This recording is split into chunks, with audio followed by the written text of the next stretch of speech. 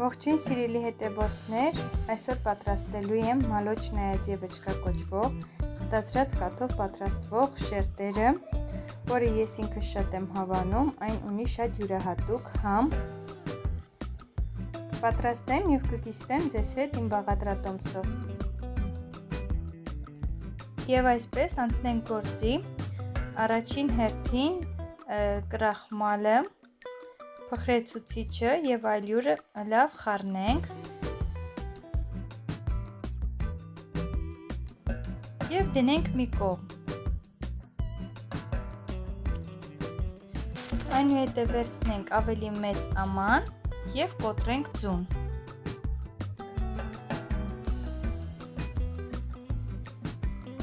Սկսենք հարել ձուն, հարելու ենք այնքան, մինչև սպիտակելը։ Հարելու ընթացքում ավելացնում ենք մի պտղունց աղ։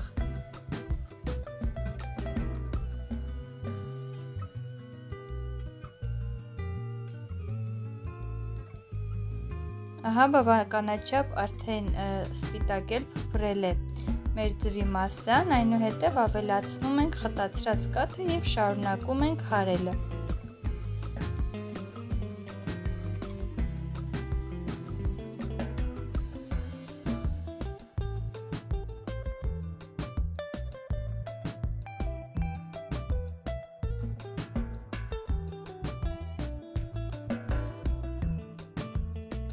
Եվ վերջում մաղով ածկացնում ենք ալյուրը, մի փոքր խառնում, մոտավորապես 1 րոպե, և խմորը արդեն պատրաստ է։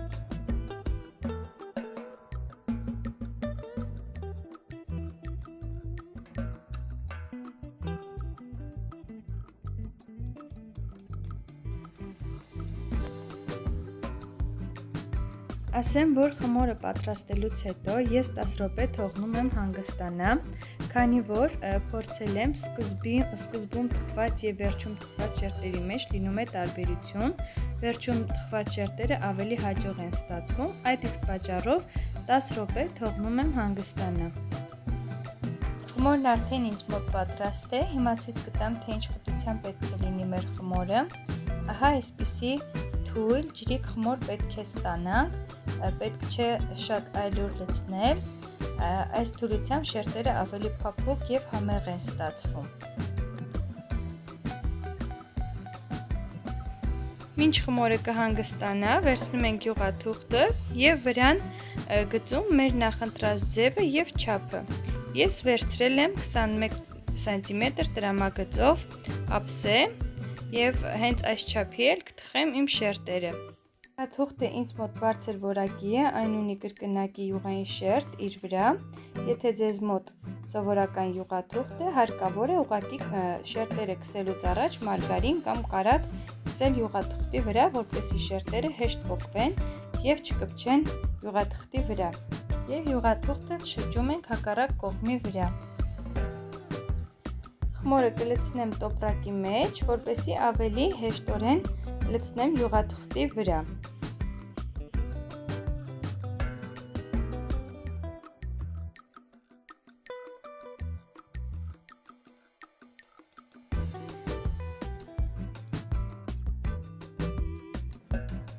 Ահա նայեք, խմորը 10 րոպե արդեն հանգստացել է, առաջանում է այսպիսի պղպջակներ հանգստանալուց հետո, տեղափոխենք տոպրակի մեջ և անցնենք գործի։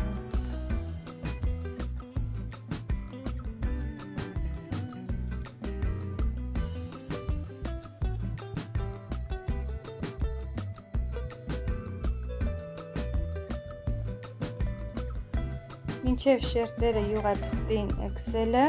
չենք մոռանում միացնել ջեռոցը և տաքացնել մինչև 180 աստիճան։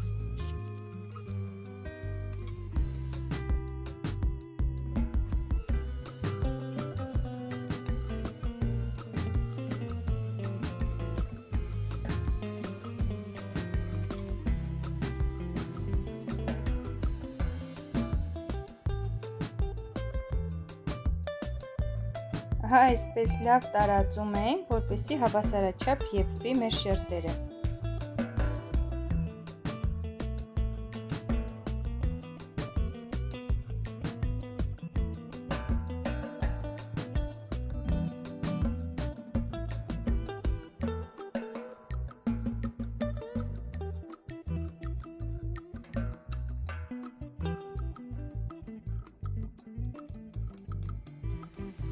Շերտերը տեղափոխում ենք ջեռոց և թխում ենք մոտավորապես 5 րոպե, մինչև վարդագույն երանգ ստանալը։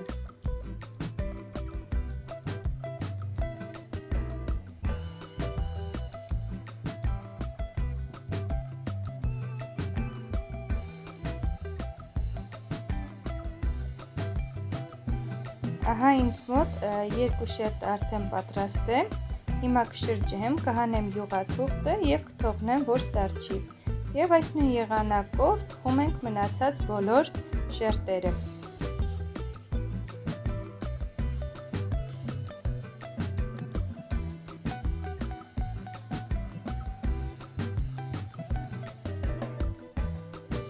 Ահա ստացվեց այսպիսի գեղեցիկ շերտեր, ինձ մոտ 9 շերտ է 21 սմ տրամագծով,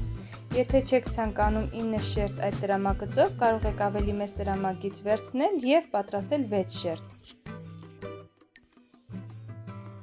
Պատրաստենք կրեմը, ես վերցրել եմ 33%-անոց յուղայնությամբ սերուցք, այն կհարեմ մինչև պնդանալը, այնուհետև քիչ-քիչ կավելացնեմ շաքարի փոշին։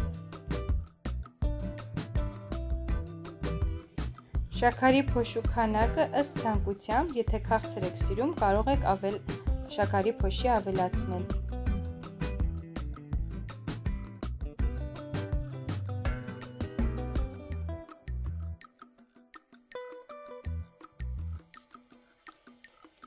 Ահա և վերջ, ինձ մոտ կրեմն էլ է պատրաստ, ահա ստանում ենք այսպիսի գեղեցիկ կրեմ, կարող ենք սկսել զարդարել մեր տորթը։ Շերտերը բավականաչափ սառչել են արդեն, կարող ենք պատրաստել գեղեցիկ տորտ ցանկացած առիթի համար։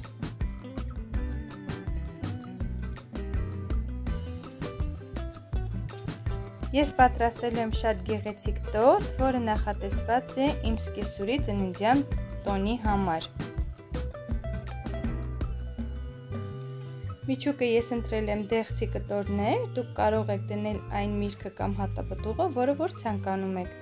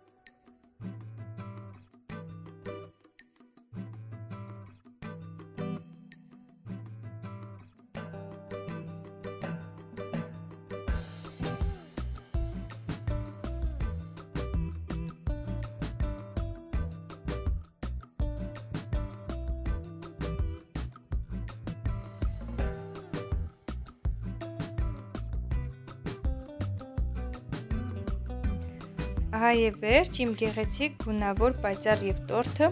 պատրաստ է։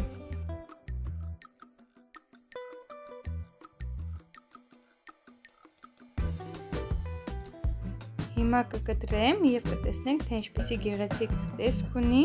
ներսից մեր շերտերը։